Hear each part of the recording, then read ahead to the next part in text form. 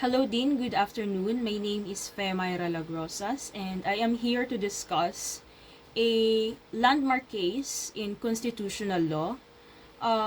It is the case of Department of Agriculture versus NLRC, which talks about the state immunity from suit.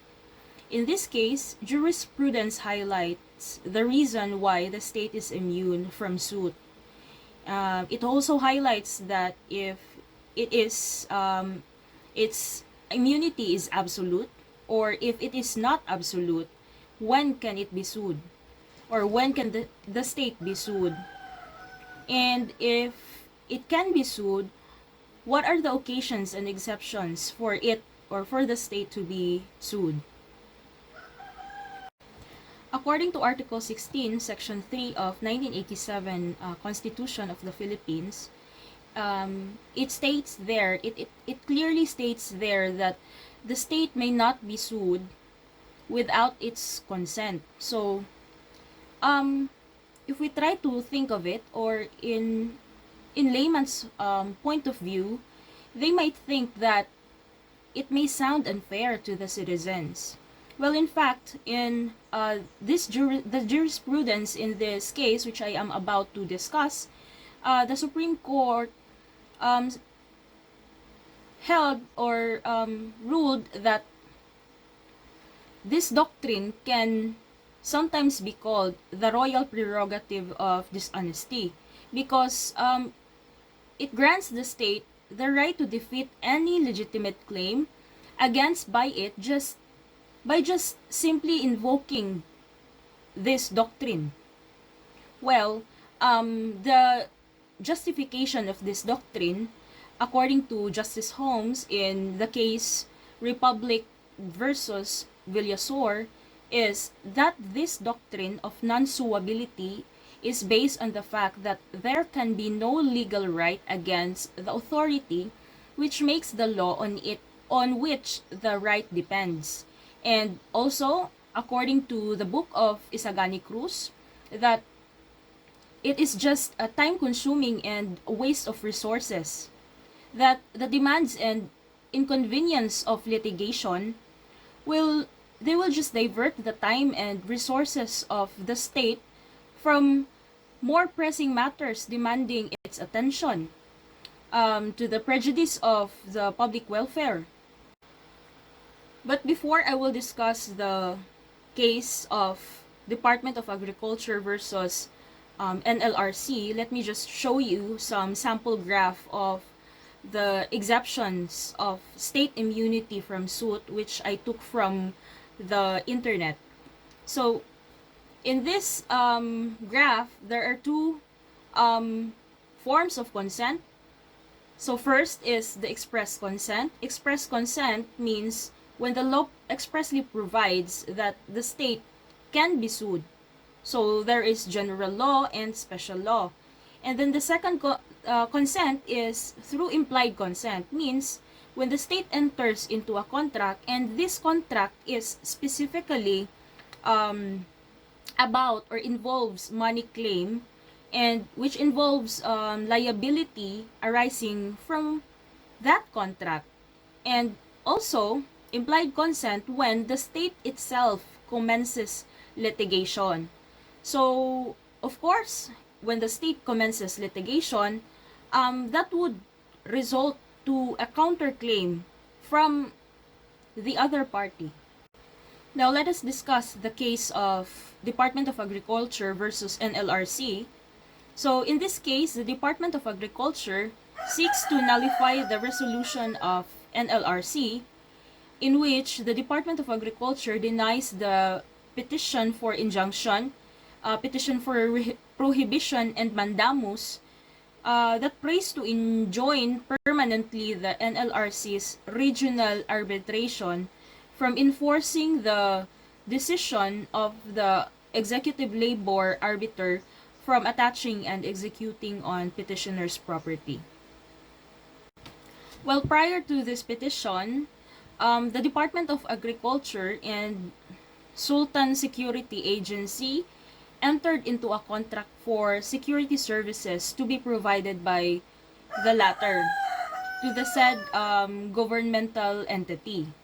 And save for the increase of the monthly rate of the guards, the same terms and conditions were also made to apply to another contract between the same parties.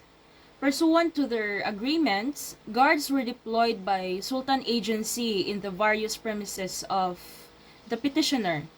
And later on, several guards of the Sultan Agency filed a complaint for underpayment of wages, non-payment of their 13th month pay, uniform allowances, their night shift differential pay, holiday pay, and overtime pay, as well as for damages before the Regional Court Arbitration, Branch 10 of Cagayan de Oro City against the Department of Agriculture and the said agency, which is the Sultan Security Agency.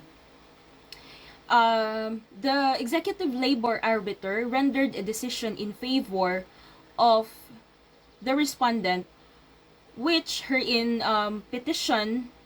petitioners filed to appeal, thus making such decision final and executory. After which, said labor arbiter issued a writ of execution commanding the sheriff to execute the judgment against the petitioners, property of the petitioners. In petitioner's claim, the petitioner charges NLRC with grave abuse of discretion for refusing to quash the writ of execution. The petitioner also faults NLRC for assuming jurisdiction over a money claim against the Department of Agriculture, which according to them, that it falls under the jurisdiction of Commission on Audit. And more importantly, the petitioner asserts that NLRC has disregarded the cardinal rule on non-suability of the state.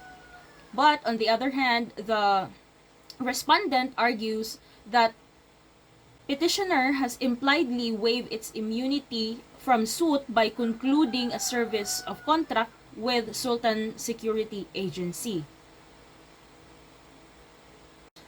So the main issue in this case is whether or not the doctrine of non-suability of the state applies in this case.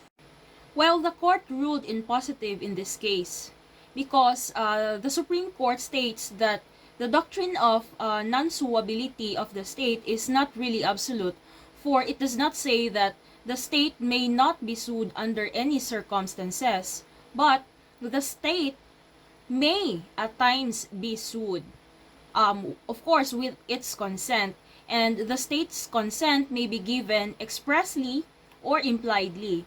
Well, as I have discussed in my previous slides, the express consent may be made through a general law or a special law, and in implied consent, on the other hand, is concealed or conceded when the state itself commences litigation, thus opening itself to a counterclaim, or when it enters into a contract and this contract involves money claims. And in this situation, the government is deemed to have descended to the level of the other contracting party and to have divested itself for its sovereign immunity. But not all contracts entered into by the government operates as a waiver of its non-suability. Distinctions must still be made between one which is executed in the exercise of its sovereign function, and then the other which is done in its proprietary capacity. And then a contract must be a business contract. The state may be said to have descended to the level of an individual and can be deemed to have actually given its consent to be sued only when it enters into business contracts. And it does not apply where the contract relates to the exercise of its sovereign functions. Well, in this case, the Department of Agriculture has not pretended to have assumed a capacity apart from being a governmental entity when it entered into the question contract, nor that it could have, in fact, performed any act proprietarily in character. But the complaints of the security guards towards the petitioners clearly constitute money claims. And as we remember, under the general law, which includes the Act number 3083, in this law gives the consent of the state to be sued upon any moneyed claim involving liability arising from contract, may it be expressed or implied, which could serve as a basis of any civil action between private parties. And also, pursuant to Commonwealth Act 327 as amended by PD 1445, the money claim must first be brought to the Commission on Audit. So therefore, the court ruled in favor of the petitioner and grants its petition with the writ of execution directed against the property of the Department of Agriculture is nullified. So that concludes my discussion in the case of Department of Agriculture versus NLRC with regards to the doctrine of non-suability of the state. Thank you so much.